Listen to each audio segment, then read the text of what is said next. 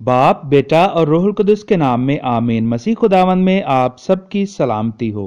मेरे अजीजों, पिछली वीडियो में हमने बताया हुआ है कि किस तरह हजरत यूसुफ के भाइयों ने आपको इस्माइलियों के हाथों फरोख्त किया। इस्माइली हजरत यूसुफ को खरीदने के बाद मुल्क मिस्र में ले आए, तो वहां पर पोतीफार ने आपको इस्माइलियों से मूल ले लिया। पोतीफार फिरौन बादशाह का ख्वाजा सरा और उसके पहरादारों का सरदार था।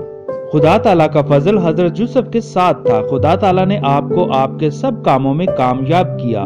हजरत यूसुफ इकबालमंद हुए और अपने मिस्री आका पोतीफार के घर रहा करते थे। हजरत यूसुफ ने पोतीफार की नजर में मकबूलियत पाई, तो उसने आपको अपने घर का मुख्तार ठहराकर सब कुछ जो उसका था आपके हाथ में सौंप दिया। खुदा ताला ने हजरत यूसुफ की वजह से पोतीफार के घर में बहुत बरकत बख्शी। पोतीफार के घर का सारा निजाम हजरत यूसुफ संभालते थे। उसे सिर्फ रोटी खाने के सिवा और किसी चीज की फिक्र न थी। हजरत यूसुफ बहुत खूबसूरत थे। पोतीफार की बीवी हजरत यूसुफ पर फरीफ्ता हो गई। उसका नाम जुलेखा था। जुलेखा नाम बाइबल मुकद्दस में तो मौजूद नहीं, मगर यहूदी किताब तालमूद में जुलेखा का जिक्र है।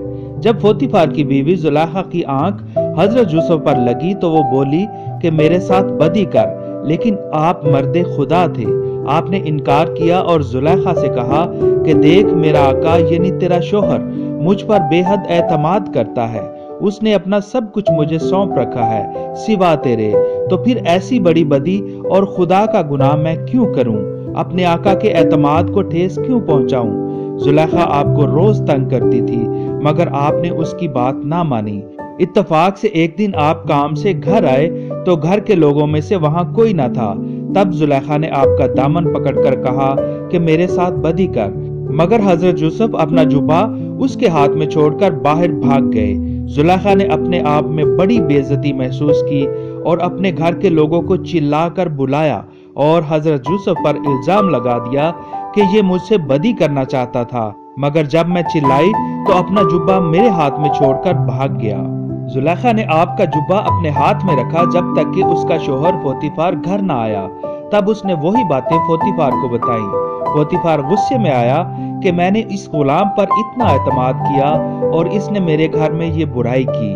पोतीफार ने हजरत यूसुफ को फिरौन बादशाह के कैदियों के साथ कैद खाना में डाल दिया, लेकिन खुदावंद का रहम हजरत यूसुफ के साथ था, क्योंकि हजरत यूसुफ ने कोई बुराई ना की थी।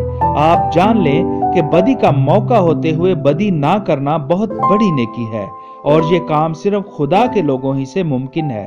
और खुदा ताला अपने बंदों को नेकी का इनाम भी देते हैं। खुदा ताला ने कैद में हजरत यूसुफ पर मेहरबानी की और कैद खाना के दारोगा को आप पर मेहरबान किया। तो कैद खाना के दारोगा ने सब कैदियों को हजरत यूसुफ के हाथ में सौंपा और जो काम वहां किया जाता था उसका मुख्तार बनाया। खुदा ताला ने हजरत यूसुफ को ख्वाबों की ताबीर की नेमत से नवाज रखा था। खुदा ताला अपने नेक बंदों को मुख्तलिफ नेमतों से नवाजते हैं। आप भी नेकी के रास्ते पर चलकर ऐसी नेमतों को हासिल कर सकते हैं। फिरौन बादशाह का साकी और नानपज इसी कैद खाना में अपनी किसी गलती की वजह से कैद थे, जहां हजरत यूसुफ कैद में थे। इस साकी और नानपज ने एक ही रात में एक ख्वाब जुदा जुदा ताबीर का देखा। हजरत यूसुफ उनके पास गए तो उनको परेशान पाया और उनसे उनकी उदासी का सबब पूछा। वो बोले, हमने एक ख्वाब देखा है और कोई नहीं जो हमें उसकी ताबीर बता सके। हजरत यूसुफ ने उनसे कहा, क्या ताबीरें खुदा ही से नहीं? मुझसे बयान करो। तो साकी ने अपनी ख्वाब सुनाई कि अंगूर की एक ताक मेरे सामने थी, जिसमें 3 डालियां थी। उनमें कलियां निकली और फूल आए और अंगूर के गुच्छे पके, और बादशाह फिरौन का जाम मेरे हाथ में था। बस मैंने अंगूरों को लेकर फिरौन के जाम में निचोड़ा और वो जाम मैंने फिरौन को दिया। तब हजरत यूसुफ ने कहा, इसकी ताबीर ये है कि वो 3 डालियां 3 दिन हैं। 3 दिन के बाद फिरौन तेरी इज्जत बहाल करेगा और तुझे तेरा मनसब फिर देगा और तू उसके हाथ में फिर जाम दिया करेगा, पहले की तरह जब तू फिरौन का साकी था।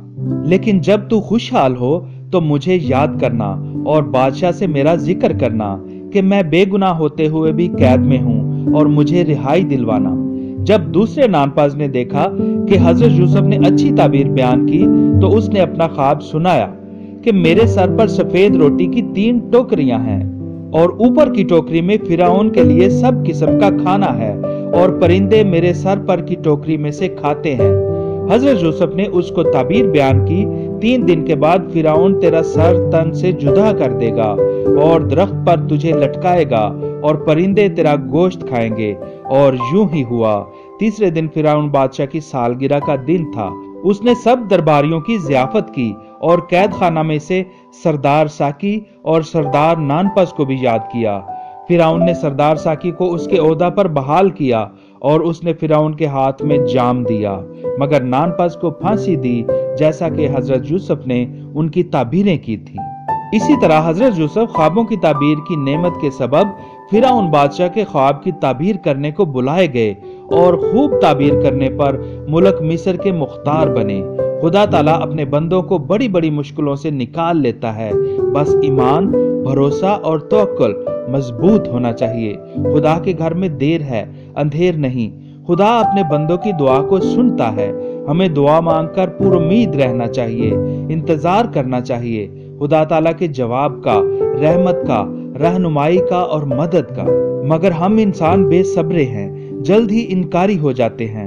हमारे ईमान की मजबूती के लिए खुदावंद यीशु मसीह ने मुकद्दस मत्ती 7 बाब 10 और 11वीं आयत में फरमाया है कि बस जबकि तुम बुरे होकर अपने बच्चों को अच्छी चीजें देना जानते हो, तो कितना ज्यादा तुम्हारा बाप जो आसमान पर है उन्हें जो उससे मांगते हैं अच्छी चीजें ना देगा। बस जो कुछ तुम चाहते हो कि लोग तुम्हारे साथ करें, तुम भी उनके साथ वैसा ही करो, क्योंकि तौरात और सहायफे अंबिया का खुलासा यही है। आमीन। खुदा का पाक कलाम हमेशा आपके लिए बाबरकत ठहरे। अगर आप मजीद मजहबी वीडियोस देखना चाहते हैं तो हमारे चैनल को सब्सक्राइब करके बेल आइकॉन को टच कर लें, ताकि हमारी आने वाली वीडियोस का नोटिफिकेशन बर वक्त आपके मोबाइल पर आपको मिल सके। खुदावंद आपको बरकत दे।